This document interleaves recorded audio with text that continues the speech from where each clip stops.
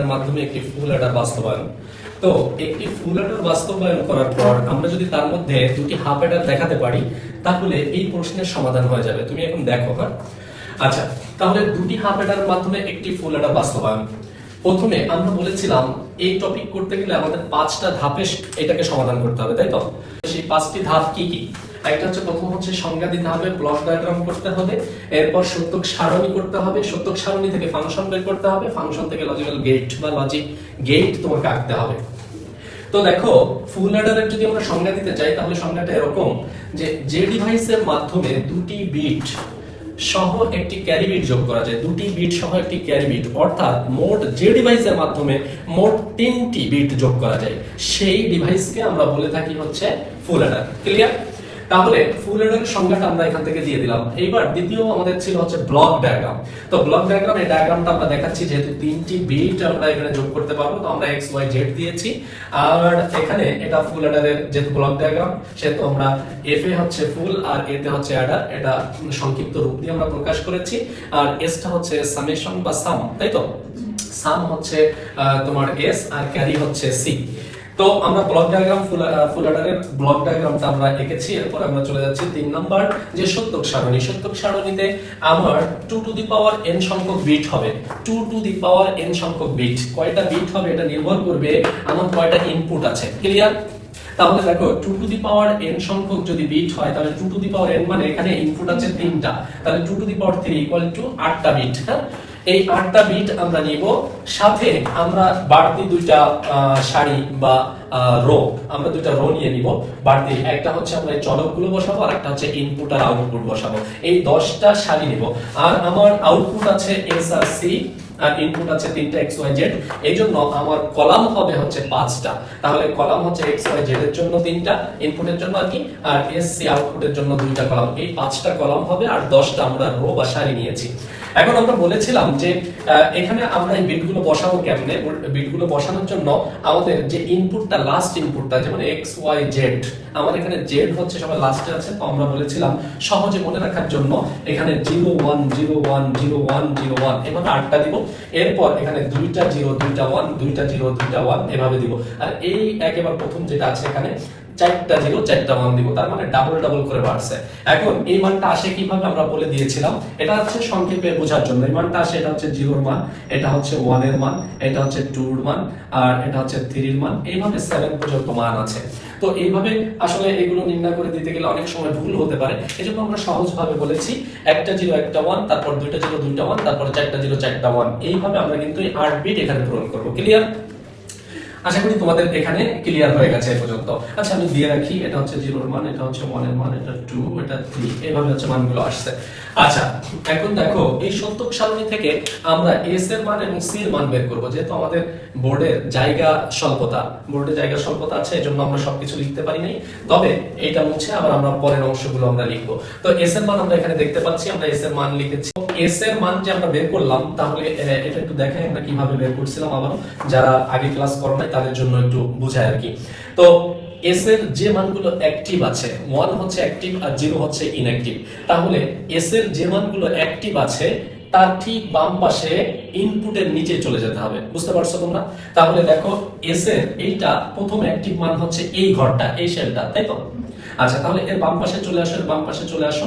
আসার পর দেখো, এখানে x এর নিচে 0 আছে, y এর নিচে 0 আছে, আর z এর নিচে কি আছে? 1 আছে। তাহলে যার নিচে 0 থাকবে তাকে প্রাইম দিতে হবে।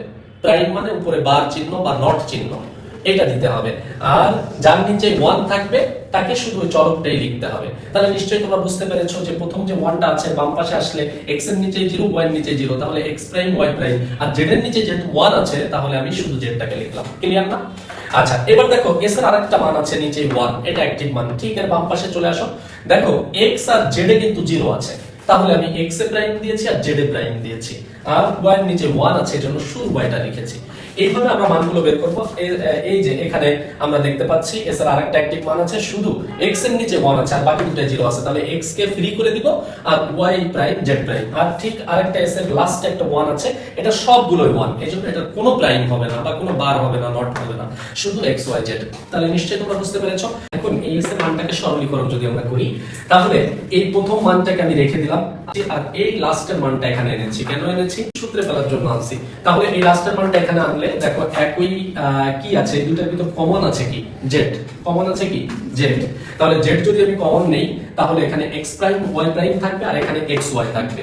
আর এই যে দুইটা, এই দুটাকে আমরা ডান পাশে রেখেছি, তাহলে এখান থেকে যদি z প্রাইম আমি কমন নেই, তাহলে x prime y plus x y prime. এই দুইটা সূত্র পড়ছে, এই সূত্রটা আমরা আগে করেছিলাম, একটা হচ্ছে a prime b plus a b prime. যদি এরকম থাকে তাহলে আমি লিখতে পারি a এক্সক্লুসিভ কি বলো, a XOR b, a XOR b। আর আরেকটা মান আছে এরকম যদি থাকে, আমি এখানে একটু আলাদা করে দেখাচ্ছি, a bar b bar plus a b, এরকম যদি থাকে তাহলে a XOR b এর উপর একটা কি বার বা প্রাইম বা নট। ঠিক আছে, তাহলে এই দুইটা সূত্র এখানে পড়ছে কিন্তু। তাহলে দেখো এই যে দ্বিতীয় যেটা লিখছি, এই যে এখানে কিন্তু প্রথমটা একই, তাই তো? তাহলে এটাকে আমরা, যেহেতু আমি এখানে a b দিয়ে দেখিয়েছি, এখানে কিন্তু x y আছে, এজন্য x XOR b এর কিন্তু প্রাইম হবে। এই যে এই সূত্র অনুসারে এটা লিখেছি। আবার এই যে উপরের সূত্র অনুসারে আমরা কিন্তু এটা লিখেছি। এখানে হচ্ছে a bar b plus a b বার বা a not b plus a b not. তো এখানেও আমরা সেম ভাবে x not y plus x y not, একই রকম। এটা যদি আগে থাকতো তাহলে এটার মতোই হতো, একই জিনিস, এটা আগে পরে কোনো ব্যাপারই না। তো এই জন্য আমরা এইটা যেমন a XOR b লেখা যায়, এটাও লেখা যায় x XOR y, x XOR y লেখা যায়। তো আমরা এখানে এটাকে এক নং সমীকরণ দিয়েছি। এখন এই x XOR y, x XOR y কে যদি আমরা m ধরে নেই, তাহলে এই এক নং সমীকরণটা কি দাঁড়ায় আমরা একটু দেখি। এই z টা আমি এখানে লিখে দিলাম, আর x XOR y মানে আমরা m ধরছি, আর এর উপর যেহেতু প্রাইম বা নট আছে সেই নটটা দিয়ে দিয়েছি। এখানে z বার বা z নট আছে, আর এইটা সমান যেহেতু আমরা m ধরছি সেই m টা বসিয়ে দিয়েছি। এখন সেম ভাবে আমরা বলতে পারি ওই সেই একই সূত্র, এটা আবার ওই একই সূত্র পড়ছে, a XOR a bar b XOR a b বার, একই সূত্র আবার পড়ছে। এই যে এখানে একই ভাবে আমি বলতে পারি, এই যে a bar b plus a b বার, এটার সাথে একেবারে সেম জিনিস। তাহলে আমি লিখতে পারি z XOR m, z XOR m। যেহেতু যে একই সূত্র, এই সূত্র থেকে এটা লেখা যায় XOR b। কি লিখছি আমি এখানে? দেখছো, XOR b প্লাস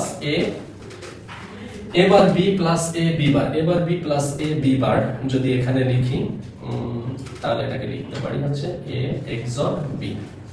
দেখো এই যে এই সূত্রের সাথে কিন্তু এই লাইনটার হুবহু মিল আছে, একটু খেয়াল করে দেখো, a bar b plus a b bar, a bar b plus a b বার, তাহলে a XOR b লেখা যায়।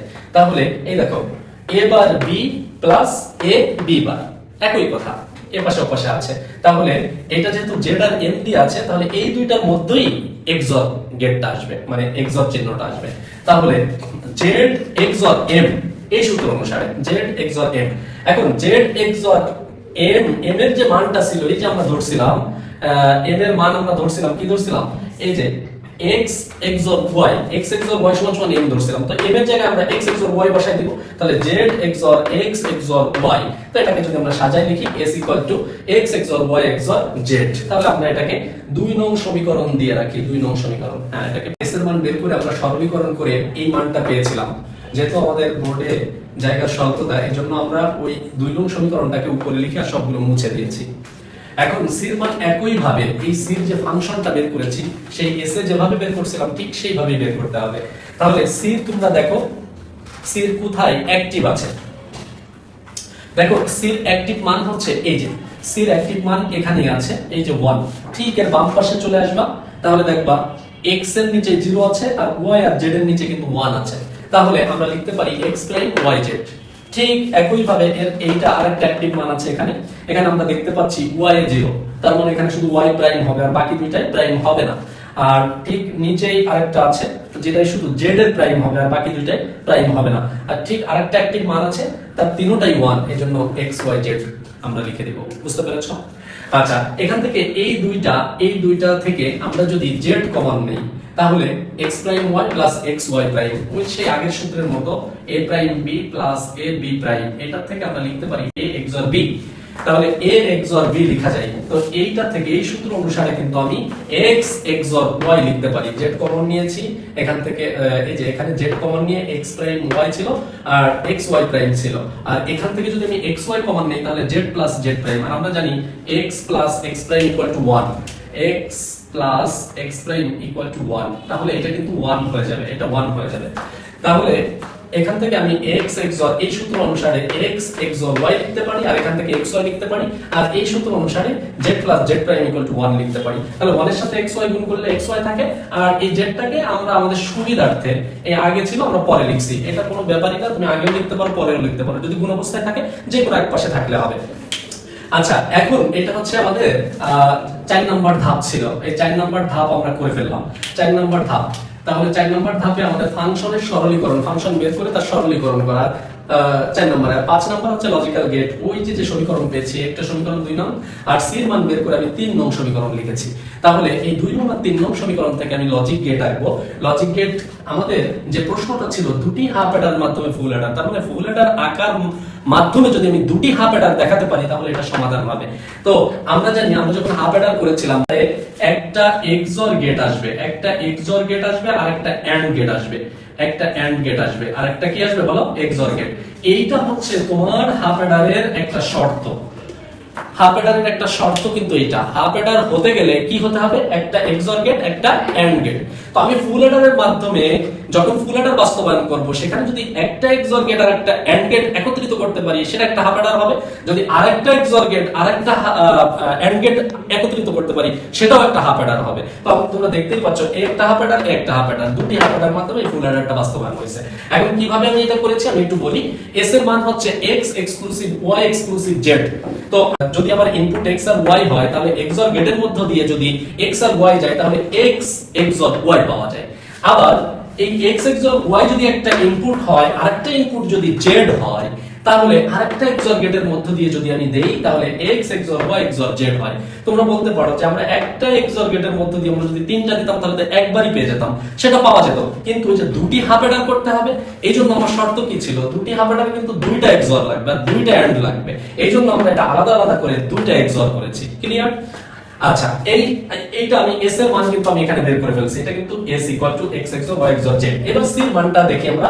c এর মানটা কি ছিল, 3 নং সমীকরণে কি ছিল, x XOR y z। তাহলে আমি এই যে x XOR y, এই যে x XOR y, এই x XOR y এখান থেকে যদি আমি একটা কেবল নিয়ে নেই, একটা ওয়্যার নিয়ে নেই, তাহলে এখান থেকে আসবে x XOR y, আর এখান থেকে যদি আমি z নিয়ে নিই তাহলে এটা x XOR y z হয়ে যাবে। এটা AND গেটে হবে, কেন? কারণ এটা গুণ অবস্থায় আছে, গুণ অবস্থায় থাকলে এটা AND গেট হয়। তাহলে আমি একটা AND গেট পেয়ে গেছি। আরেকটা দেখো, এখানে xy আছে, xy, এই xy কে আমি এখানে দিয়েছি আমার শুধু প্রমাণের স্বার্থে, আমি চাইলে এদিকেও দিতে পারতাম xy, কিন্তু ওটা প্রমাণ করতে গেলে ওটা অসুবিধা হতো, এইজন্য আমি xy টাকে এখানে রাখছি। তাহলে এই একটা XOR গেট, এই একটা AND গেট, এটা একটা হাফ অ্যাডার। আমরা বলেছিলাম হাফ অ্যাডার হওয়ার শর্ত হচ্ছে একটা XOR গেট আর একটা হচ্ছে AND গেট। বুঝতে পেরেছো? তাহলে এই একটা XOR গেট, এই একটা AND গেট, আর এইটা যেহেতু যোগ আকারে আছে এইজন্য এইটা এই ইনপুট এই আউটপুট আর এই আউটপুট এইটা একটা OR গেটের মধ্যে দিয়ে যাবে, যেহেতু যোগ আছে, যোগ চিহ্ন হলে OR গেটের মধ্যে দিয়ে যায়। তাহলে তোমরা নিশ্চয়ই বুঝতে পেরেছো এই সম্পূর্ণটা একটা ফুল অ্যাডার, এর মধ্যে আছে দুটি হাফ অ্যাডার। তার মানে দুটি হাফ অ্যাডারের মাধ্যমে একটি ফুল অ্যাডার বাস্তবায়ন বা একটি ফুল অ্যাডার বাস্তবায়ন করতে আমরা দুটি হাফ অ্যাডার পেয়েছি। বুঝতে পেরেছো? তাহলে এই প্রশ্নের সমাধান হয়ে গেছে। এটা প্রায় পরীক্ষায় এসে থাকে, আশা করি তোমরা বুঝতে পেরেছো। আসসালামু আলাইকুম।